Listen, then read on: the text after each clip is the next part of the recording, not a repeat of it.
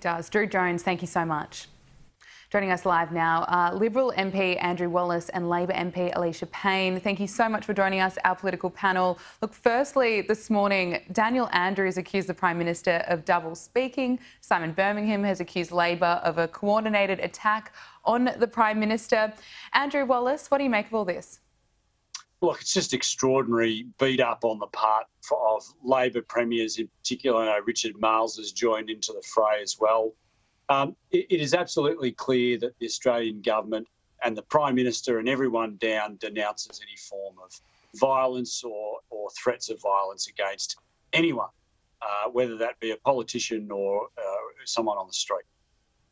But, you know, the states agreed to the Doherty modelling of when we get to 80% double vaccinated, we need to start releasing people from the restrictions that we have held them under, that governments have held them under for nearly 2 years now.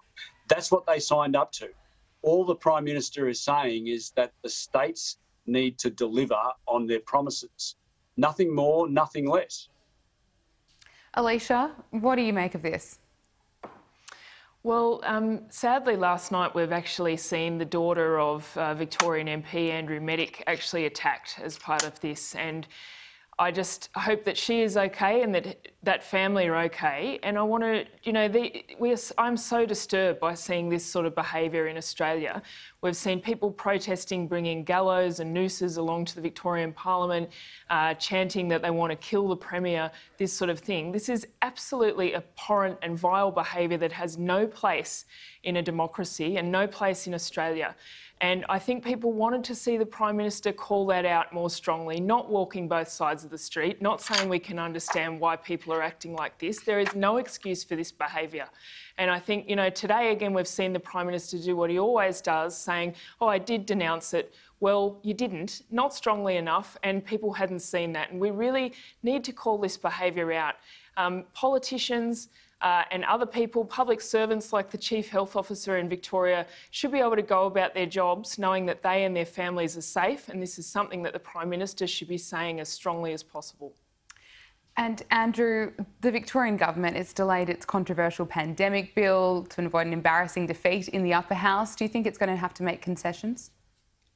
Oh, look, who would know with the Victorian state government? But just going back to Alicia's comment there before, the Prime Minister in that press conference he gave yesterday on no fewer than 2 occasions said there is no place for the sort of threats or physical threats or actions such as that against Australians, in particular to politicians, elected representatives. He said there's no tolerance for that in Australia. So, look, you know, talk about cherry pick what the Prime Minister says in a media conference. He made it very, very clear there is absolutely no tolerance for that in Australia. As to what happens in Victoria, well, you know, look, you'd be best asked to put that question to Daniel Andrews and perhaps the crossbench. But one thing is clear, and that is that Australians want their governments to deliver on their promises. And state governments agreed to a national plan. Now, we're not asking them to do anything more than what they agreed to. Stick to the national plan and let's get our lives back to normal. Alicia, the Prime Minister has promised a homegrown solution to the national skills crisis. Has it come too late? Absolutely. I wouldn't trust this Prime Minister with Australian jobs at all after what they've done to the skills and training sector over their 8 years in government. They've slashed $3 billion from TAFE and we've lost 1 in 5 Australian apprenticeships in that time. They can't be trusted. A Labor government, on the other hand, has already made commitments that will help deliver those jobs. In fact, our NBN announcement made just this week is expected to deliver 12,000 new jobs.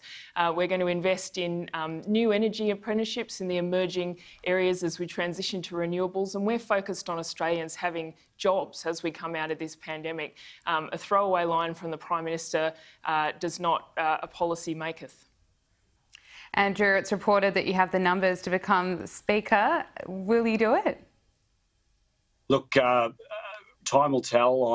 I've been canvassing my colleagues for a couple of weeks. I am very keen to become the next Speaker of the House of Representatives. It would be a great privilege and an honour.